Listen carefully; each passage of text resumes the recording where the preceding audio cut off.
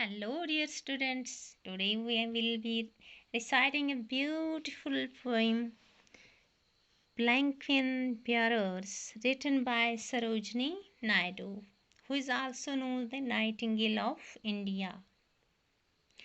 So, dear students, open your book to page 80 so that we can sing it together. It's a melodious poem. Come to page 80. To recite this melodious poem with me, here we go. Let us sing together. Lightly, oh lightly, whip your her along. She sways like a flower in the wind of her song. She sways like a bird on the foam of a stream. She floats like a love from the lips of a dream. Gaily, oh gaily, we glide and we sing. Wipe your heart along like a pearl on a string. Softly, oh softly, we hear. Wipe your heart along. She hangs like a star in the dew of her song. She springs like a beam on the brow of the tide. She falls like a tear from the eyes of a bride. Lightly, oh lightly, we glide and we sing. We bear her along like a pearl on a string. So, dear student, isn't it a beautiful and melodious poem? That is why Sarojini Naidu is known as the Nightingale of India. Let us see what does this poem mean. देखिए बच्चों, अब मैं इसका आपको meaning बताती हूँ कि क्या होता है, ये किसके बारे में कहा गया है। प्लैंक्वियन बियरर्स होते हैं, प्लैंक्वियन बोलते हैं डोली को। डोली, यहाँ पे देखिए, इसे डोली कहते हैं। इसमें दुल्हन को, पुराने ज़माने में दुल्हनों को इनमें उठाया जाता था, तब गाड़ियाँ नहीं होती थी, तब दुल्हन को उसके लिए एक डोली बनाई होती थी। उसको 4 आदमी लेते थे, 2 आगे बैठ के और 2 पीछे वो चलते थे। अब वही उनको कहार बोलते हैं उर्दू में, तो इंग्लिश में उनके बोलते हैं प्लैंक्वियन। प्लैंक्वियन होती है डोली, बियरर्स चलाने वाले। तो ये जब चलते थे और गाना गाते गाते चलते थे। अब इस नज़म में, ये नज़म एक गीत की शक्ल में दिखाई गई है। जैसे किन्होंने गाया है, इन्हीं कहारों ने। ये क्या बोलते हैं, एक अपना गीत गाते गाते चलते हैं। जब दुल्हन को उठाकर, दुल्हन को कहाँ जाना होता है, वो अपने मायके से अपने दूल्हे के घर जाती है। अपने गीत के ज़रिए वो बयान करते हैं कि दुल्हन कैसी लगती है जब उसे ले जाया जा रहा होता है। नज़्म उनकी अलग अलग तशबीहों का एक मजमू है, जिन्हें दुल्हन को बयान करने के लिए यहाँ पे इस्तेमाल किया गया है। इस नज़म में कितने हैं, कुल 12 सत्र हैं। 1 2 3 4 5 6 7 8 9 10 11 12, शाबाश, है ना। 12 लाइन्स और इन दिस पोएम।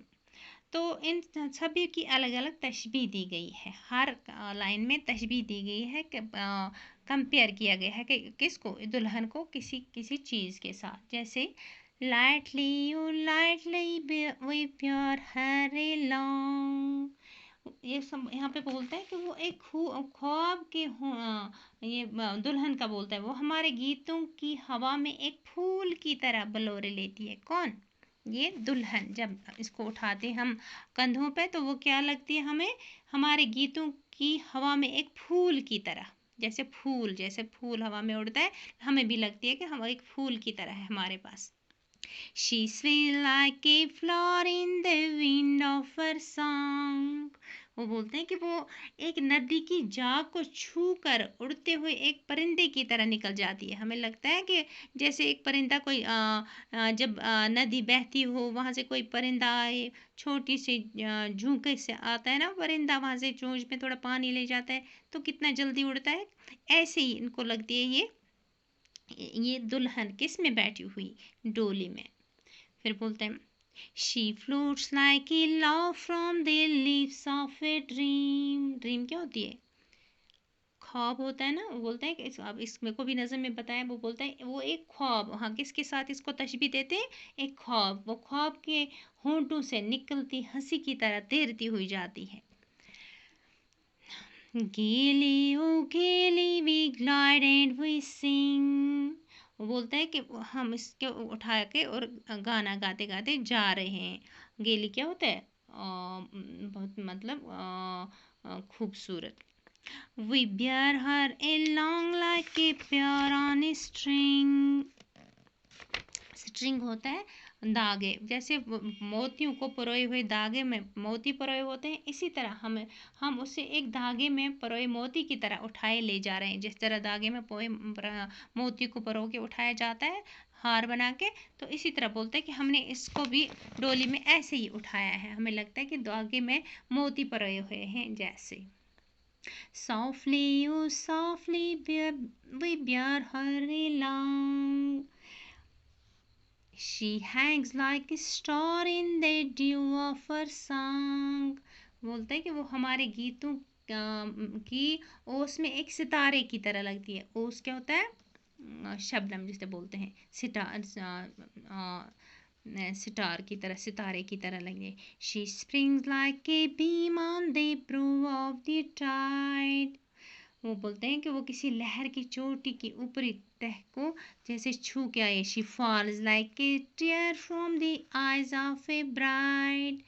बोलते हैं कि जैसे वो दुल्हन के आंखों से एक गिरता हुआ आंसू है।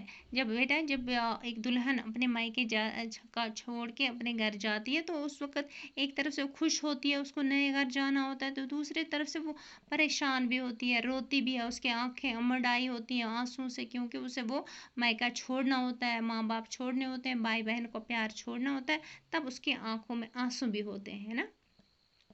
फिर ये कहते हैं, गाते हैं कार, बोलते हैं lightly O lightly we glide and we sing, we bear her along like a pearl on a string. यहाँ से फिर बोलते हैं कि हम उसे किसकी तरह, दुल्हन है जैसे यहाँ पे बोला कि उसके दुल्हन की आंखों के आंसू की तरह। फिर बोलते हैं कि जैसे वो मोती परोए हैं हमने किस में, धागे में, हम उससे उठा के ले जा रहे हैं।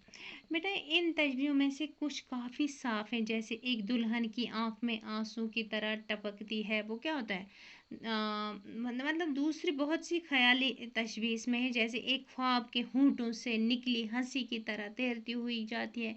इन दो तशबीहों में खुशी और दुख के दो जज्बातों का यहाँ जिक्र किया है ना। इसलिए मैंने पहले ही बताया कि एक है खुशी, इसको जाने है, नया घर बसाना है, दूसरे इसके आंखों में आंसू इसलिए दिखाए गए हैं क्योंकि जब भी किसी दुल्हन की शादी होती है, किसी लड़की की शादी होती है, तो उसे अपना मायका याद आता है, उसके अपने पेरेंट्स भी याद आते हैं, तो उसकी आंखों में आंसू होते ही, एक ज़ाहिर सी बात है, कुदरती होता है। तो ये थी हमारी आज की नज़म, बहुत खूबसूरत थी, तशबीहों के साथ ही थी। और लिखने वाली कौन थी, सरोजनी नायडू। और सरोजनी नायडू के बारे में आप ये पढ़ लेना, इनके डेट वगैरह कब पैदा हुए हैं और क्या किया, तो ये बहुत आसान है। तो आपने ये पोएम पढ़ ली, इसकी हम कल इसके एक्सरसाइज करेंगे इंशाल्लाह।